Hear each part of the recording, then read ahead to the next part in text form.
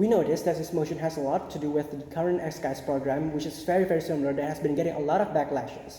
So in order to fully understand this motion, we believe that there would need to be a definition in today's motion. So what does intelligence academic performance means? If you do not know what SKS program is, it is basically a program in which you can participate, and basically you get boosted and get out of school sooner or graduate sooner based on their academic performance. It is an absolute necessity for them to have this, and that is where we stand in today's motion. So several questions about our models first. So how would we determine whether or not they're capable of participating in the program or the SKS program? So first of all, we would acquire or determine the level of competence using IQ test, because we see that IQ test is a standard measurement of intelligence, it is a standard measurement of potential, and we believe that it's an absolute necessity for them in order for them to be able to basically cope with all the information at a faster rate than they'll be getting normally. And secondly, in our model, we would also prepare their mentality, because we see that we need to establish communication between the student and the subject, and we basically need to educate them on what path they will be taking in order for them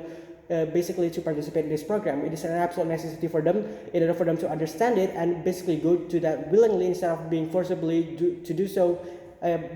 forced to do so by their parents, for example. We would understand their mentality in order for us to bring to bring them into the program. So thirdly, in our model, we would also add basic subject tests in order to determine, or in order to have a rough estimation of what the student is capable of. For example, like math tests, basic math tests, and how far they're into the academics, so that we can treat them appropriately. If they did not pass one of those tests, then they would have to undergo the normal 12-year education, which is the current education system in Indonesia. It is absolute necessity that they fulfill these three criteria, so that they would be able to study there as comfortable as possible, and so that we wouldn't have to face any backlashes regarding the student being stressed or anything like that.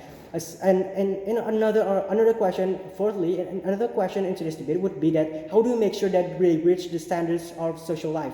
How would we make sure that they're not depressed or they're not alone in this school, for example? We would make sure that their social life is good for example, by considering a teacher or a counselor for them as a supervisor. We believe that the existence of a supervisor is necessary, because we do see that these children is different than the rest of the children in the school, and we believe that in order for them to establish a good communication, to have a good social life, as the existence of supervisor is needed, and for us to gather that is the essence of school, and the school has a responsibility for the students in order for them to have a big or as high academic performance as possible. So we would make sure that they'll also participate in side activities aside from studying, so to ensure that they won't be stressed or to ensure that they won't be alone, as I said before.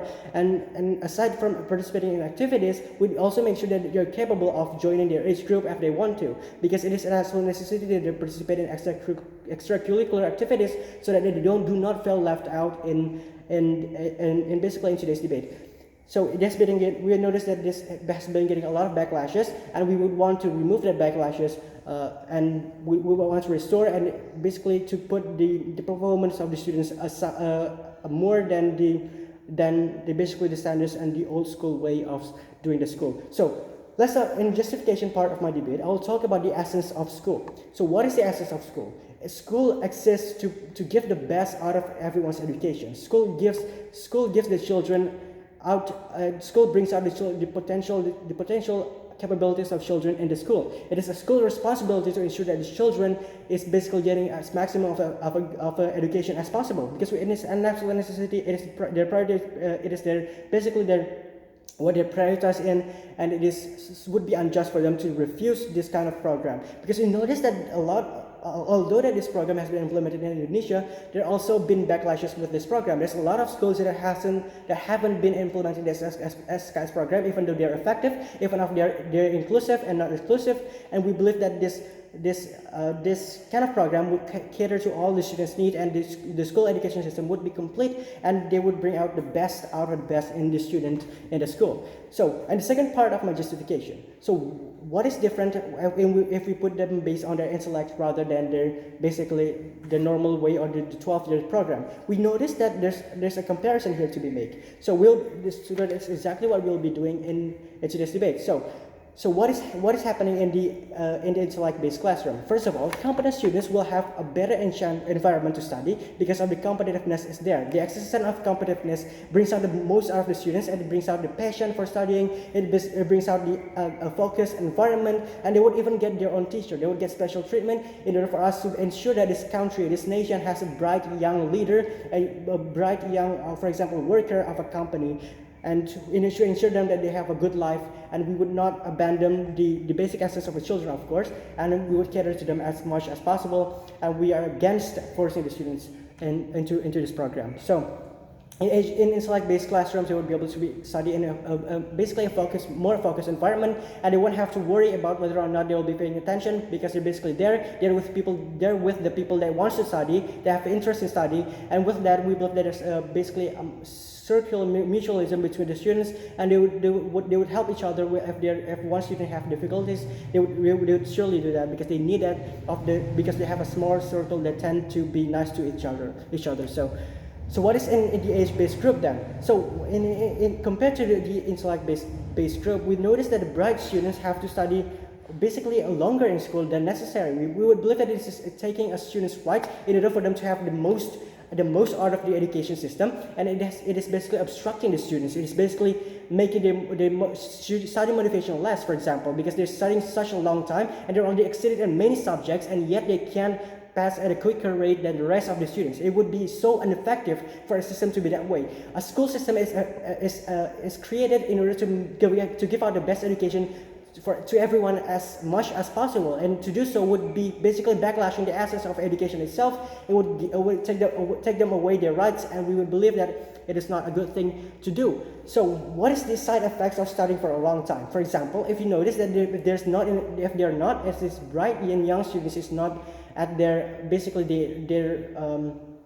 their type of groups, for example, because if we categorize them into like this classroom, they would be around people that is basically interested in studying. Otherwise, in age-based classroom, then they would be meeting a variety of people. It is not a bad thing. It is not that bad of a thing whatsoever. But we believe that it's an important thing to point out that the existence of the environment exclusively for them is also not necessary for them in order for them to bring out the essence of the school itself. And it also means that they won't have to be distracted by people that is interested in basketball and interested in sports, for example, because their interests are different, and we believe that by categorizing them with their interests, it would brings the most out of the system. It would brings out the most out of the education system, and we believe that is ultimately justify them being more exclusive, for example, or inclusive in some way to put it. So it is basically an inclusive system. Yes, it feels as exclusive. It feels like that if you're not participating in that program, if you feel that you're not special, or if you feel that program, you feel that you're not special, but it's not that at all, because the children have a very different mindset. The children have a very different focus they want to be in.